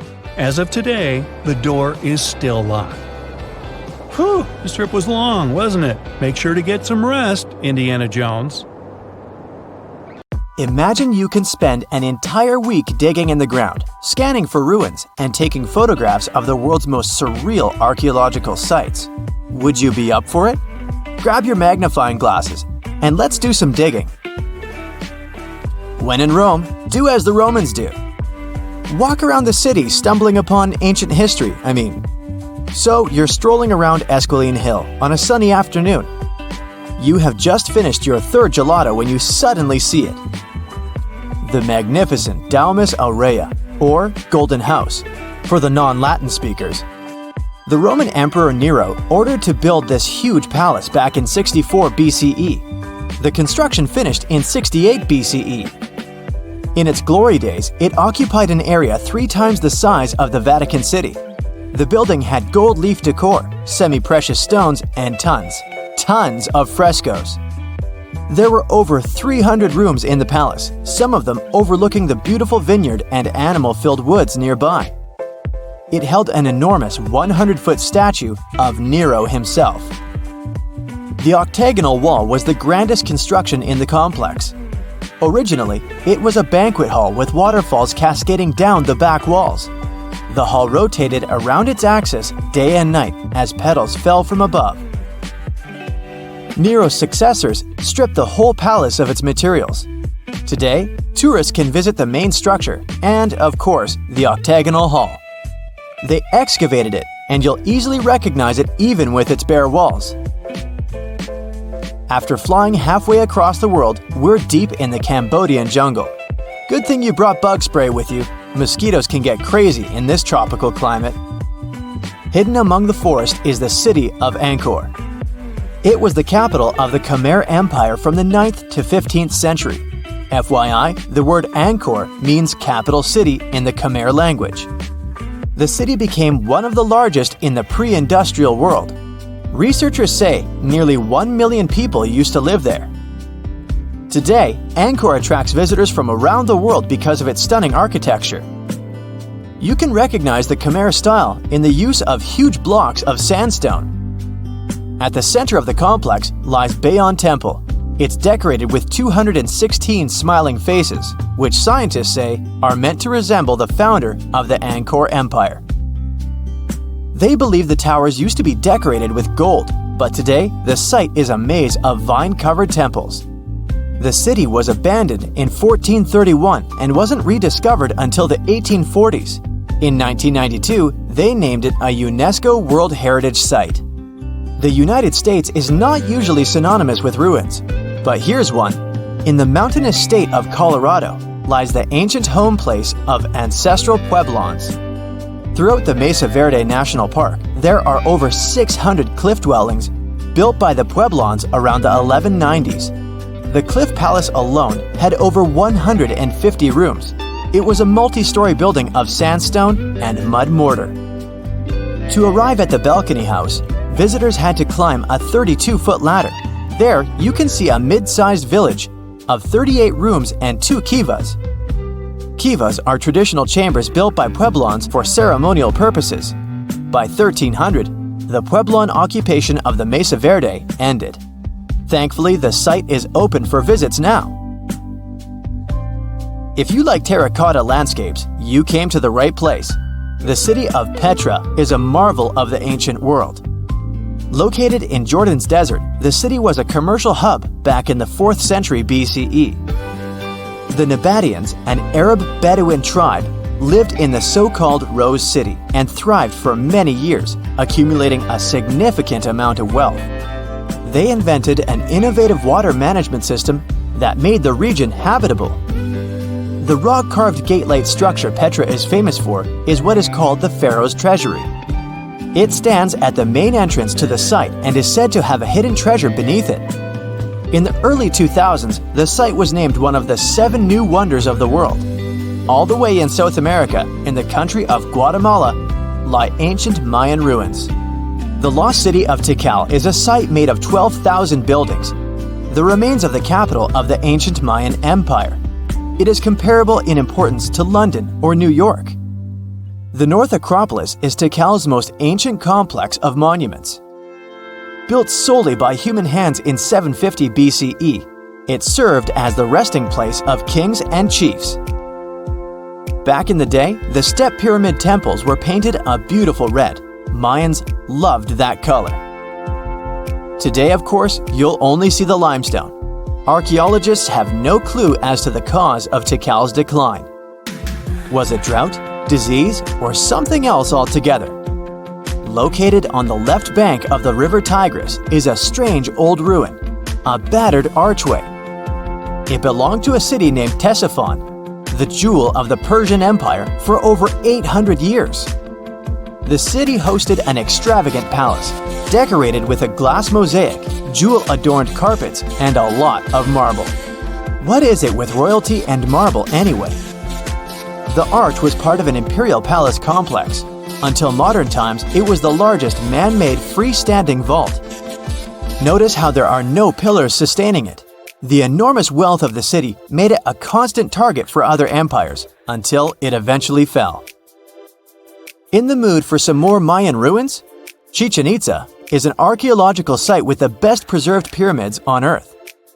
Located in Mexico's Yucatan state, this Mayan city is well over 1,500 years old. At its peak, it was home to 35,000 people. The site has a total of 26 ruins to be uncovered. The highlight here is El Castillo, a tremendous step-like temple standing 80 feet above the ground. Its most peculiar feature is that it has 91 steps up each of its 4 sides, including the upper platform. It makes for 365 steps, the number of days in the solar year. The oldest lost city in this list dates back to the Neolithic period. It was when us, human beings, started farming for the first time, instead of living a fully nomadic lifestyle based on hunting and gathering. Located on Orkney Island off the coast of Scotland is a prehistoric site known as Skara Brae. Thanks to good restoration, the site is very well preserved. You can see prehistoric dwellings with hearths, stone-built furniture, and even primitive toilets. Researchers found runic symbols on the site, which means they could have attempted some form of writing. Ah, Greece. Fancy some feta cheese, anyone? We've arrived at the focal point of archaeological sites, but today we're exploring one in particular, the Colossus of Rhodes. Also known as the Bronze Giant, it used to be one of the 7 wonders of the ancient world, standing in the harbor of the Greek city of Rhodes back in the 3rd century BCE. The Colossus was said to be 105 feet tall. It's believed that the statue was built with the help of 900 camels. Sadly, it only stood for 54 years. A ravaging earthquake tore it to pieces, so visitors would come and see only a giant foot. Now, there is a whole load of nothing where the statue once stood. I think it's safe to say there are a lot of random ruins on walls spread across the globe. And our final visit for the day consists of exactly those. All the way in northern England lies the ruin of Hadrian's Wall. The Roman emperor commissioned the wall in order to separate his empire from Britain's. The original wall was a lot grander than what is left of it today. But still, the ruins are pretty impressive. They consist of a 73-mile structure stretching from one coast to the other.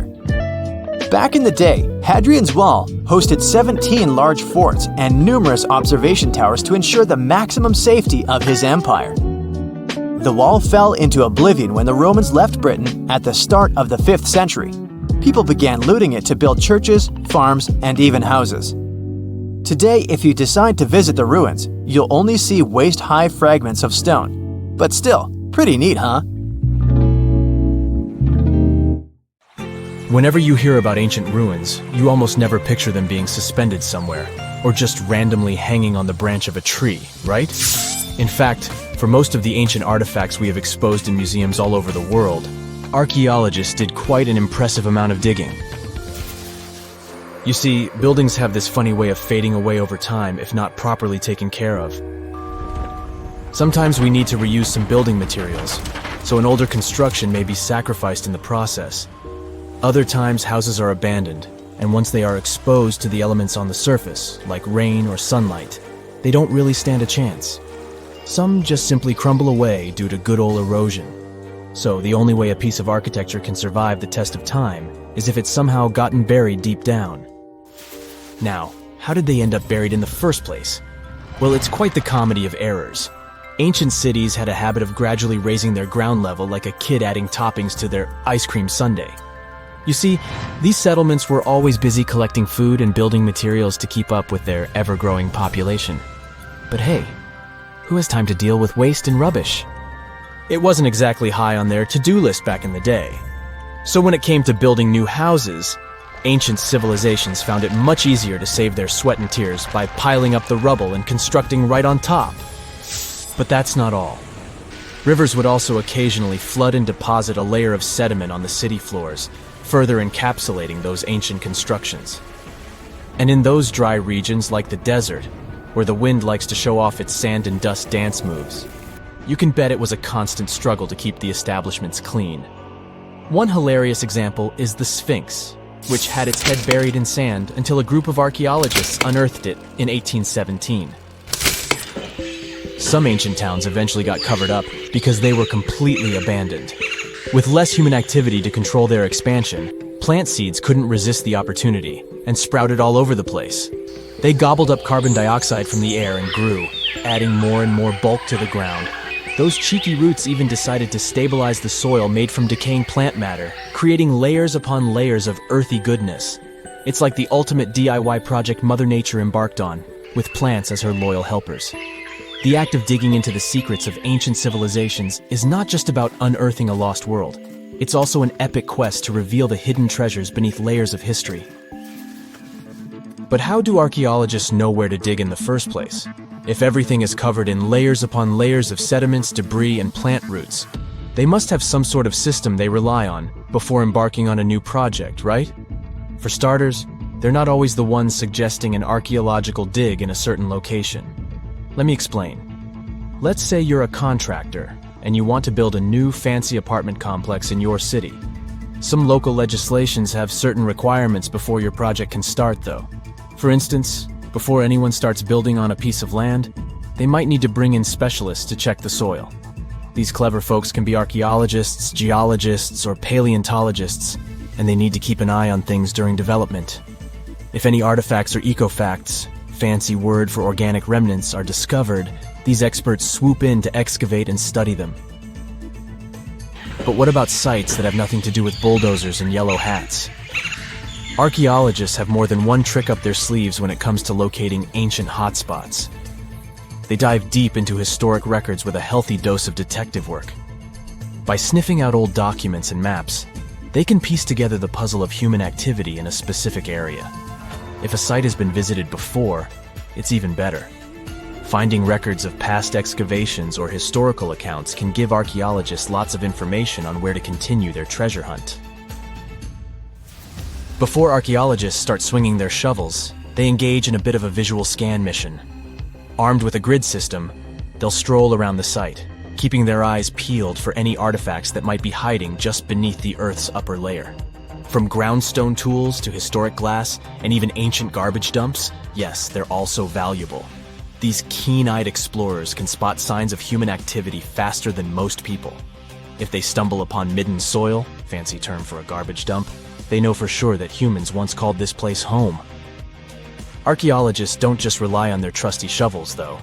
They have an arsenal of gadgets to aid in their search for hidden wonders. Geophysical tools are like their secret weapons. Take the resistivity meter, for example. This clever contraption measures the electrical component of the soil and any buried features or artifacts. A buried wall, for instance, will create a different resistivity reading than the surrounding soil. Magnetometers and ground-penetrating radar work in similar ways, showcasing potential hints of ancient treasures in the soil. And who could forget our trusty old friend, the GPS? It helps archaeologists map out precise locations, like a high-tech treasure map, leading them straight to their pot of gold. Care to virtually visit some of the most important archaeological sites in the world? Well, follow me. In the United Kingdom, for instance, you'll find this interesting place called Stonehenge. It's one of many henges scattered around, but this one really takes the cake. Picture this: massive ancient stones standing tall and proud, arranged in a funky outer ring and an inner horseshoe, with some smaller stones thrown in for good measure. And guess what? These amazing stones have been around for over 5,000 years. Talk about a serious case of rock-solid longevity. Now, here's where it gets interesting. According to local folklore, the legendary wizard Merlin whipped out his magic wand and poof! He teleported these massive stones all the way from Ireland. Apparently, some giants had assembled them there, but Merlin decided they would look much better at their new location. Others think it's just the ruined remains of an old Roman spiritual edifice. These amazing structures were built by our Bronze Age ancestors. With their simple tools and limited tech, they managed to create this monumental masterpiece. Impressive, right? Unfortunately, there's still so much we don't know about this area. Stonehenge's initial purpose remains a mystery to this day. Sure, there are lots of theories, but scientists have yet to agree on the subject. However, we do know that it's perfectly aligned to catch the sunrise during the summer and winter solstices.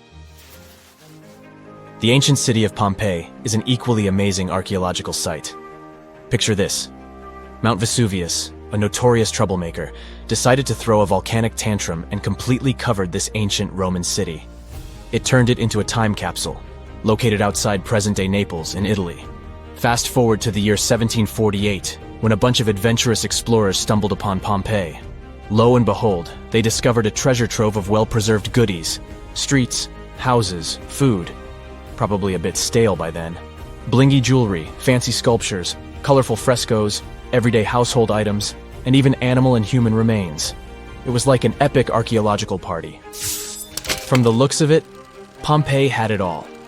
Fancy houses and villas, a massive 20,000-seat arena, cute little artisan shops, hangouts like taverns. And let's not forget the saucy spots like those luxurious bathhouses for some intense pampering. There's also the Sanctuary of Apollo, where people used to gather for their daily dose of worship. And of course, the bustling heart of the city, the Forum of Pompeii, where all the cool people used to hang out. And guess what? Pompeii is so cool that it made it to UNESCO's World Heritage List back in 1997. That's like the ultimate Hall of Fame for historical awesomeness. It also includes many other famous buildings and sites, like the Taj Mahal in India and the Acropolis of Athens in Greece. Secant, cosine, tangent, sine, 3.14159. Yeah, that was the cheer we heard coming from the trigonometry club back in the day. For the rest of us in math class, terms such as sine, tangent, and pi were just bewildering. Who invented these and why? Was their only purpose to make it harder for students? Well, not quite. Trigonometry was invented by the ancient Egyptians. They needed this knowledge to construct pyramids, and they did a pretty good job too. The Great Pyramid in Giza still stands today, some 4,500 years after it was built. No recalls either.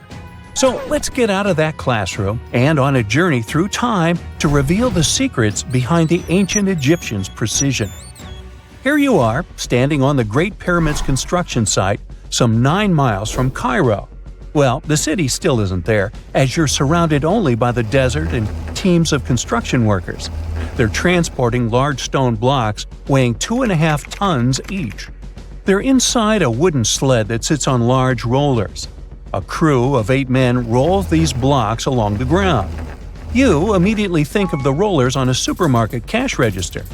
The principle is exactly the same, but the scale is greater, much greater. Scientists estimate that the Egyptians used 2.3 million such blocks in the Great Pyramid alone. And the block in front of you is one of the lighter ones.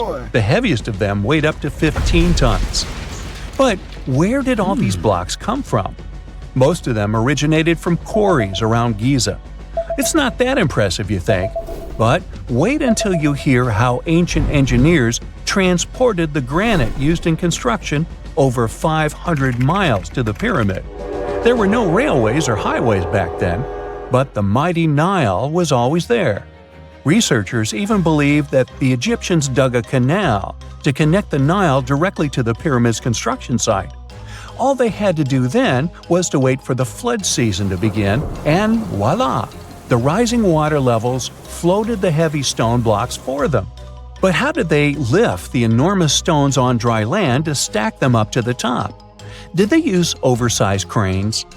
Well, ancient Egyptians worked around this problem, literally speaking.